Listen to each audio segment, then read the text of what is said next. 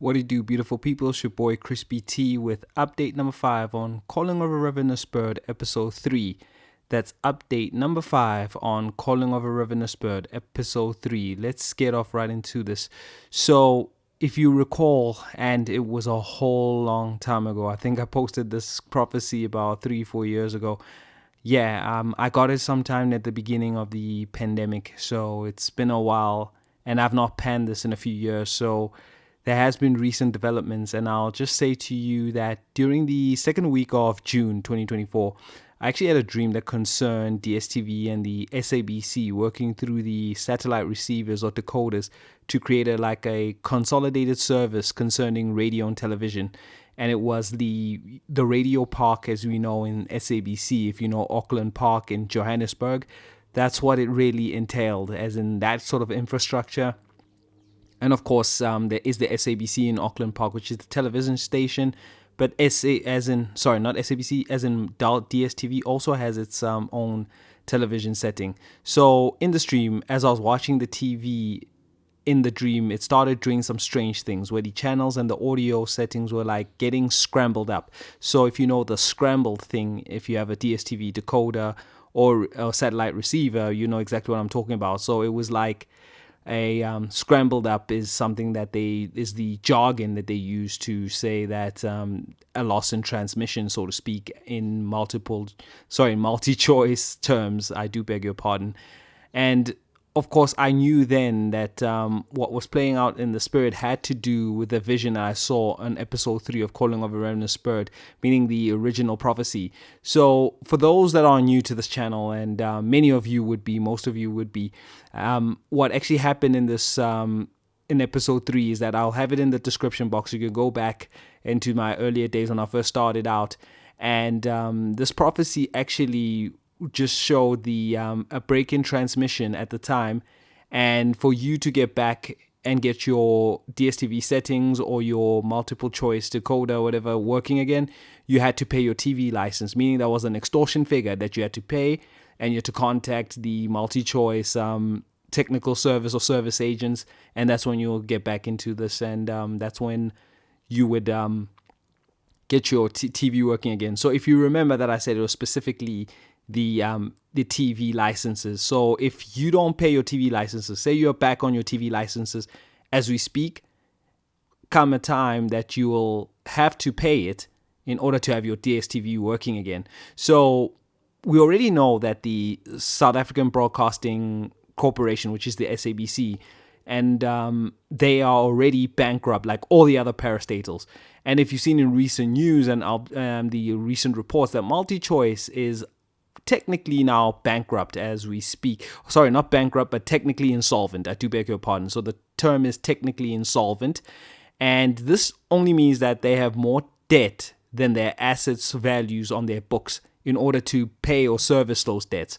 So they are quite in the red, so to speak, and they're practically on thin margins. So now expect what happens next as the next phase, and something that God is quite intentional on, and something that he already tells you as far as a prophecy. He'll give you certain developments to that, so you just keep abreast of things, and it's something to monitor that it should come into fruition sometime in the near future, because this has been something that has been declared and given to me a few years ago during the pandemic, and now it's starting to look like it's going that way. So this was what I called an extortionary measure, because of the fact that MultiChoice had nothing to do with what with your TV license that they're offering. However, the truth is, if you ever looked at what happened during the state capture case, and one featuring figure, Mr. C.O.A.R.B, who was the CEO of the SABC, is that he did detail in his testimony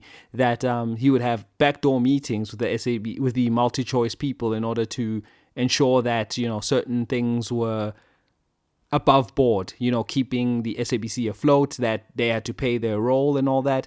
And if you remember that their archives or their catalogs, or meaning that certain productions that were on the SABC has sort of been sold off to the DSTV, and there was a kickback sort of endured in that. So that's why it became a state capture case. So they're they've been in bed together. And not only that, there's also been ICASA, which is the Independent Communication Authority for South Africa, who do all the regulatory things where they pretty much kept out all foreign entrants in entering the TV market here in South Africa, and just kept Multichoice as the main distributor for everything that comes in. And of course, some recent developments, we saw Netflix come in and every other, as in Amazon Prime and everything come in. And DSTV were the first ones to cry to ICASA saying that they want regulation. However, this was internet television. This wasn't in the whole terrestrial television landscape or the digital landscape, so to speak. And more than that, it's like things just caught up with them, and they could not innovate as in order to just keep up with the new entrants in the game.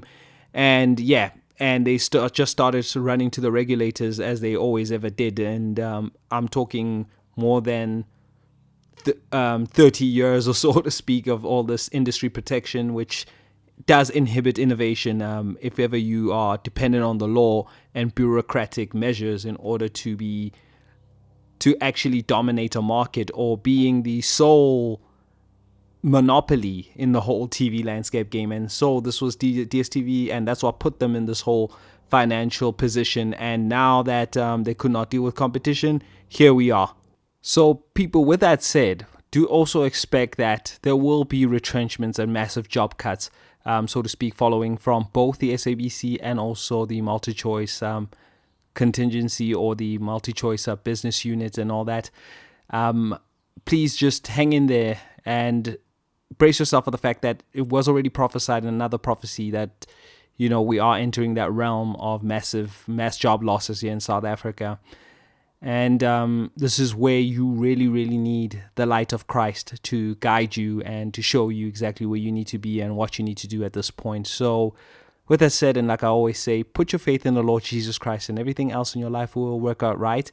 Please stay abreast of this and watch the developments in this. And I think this will backfire ultimately, so to speak, because it's extortionary measures. And of course, there's merging all of this, and this is how they're getting around the legal framework, is that it's going to be one in the same business unit, because that's the only thing that makes sense. And them pretty much consolidating everything and their TV services and streamlining them into one thing and make it this a backdoor measure, a backdoor merger. Oh, I cannot speak, so to speak. And this is this is just the inevitable.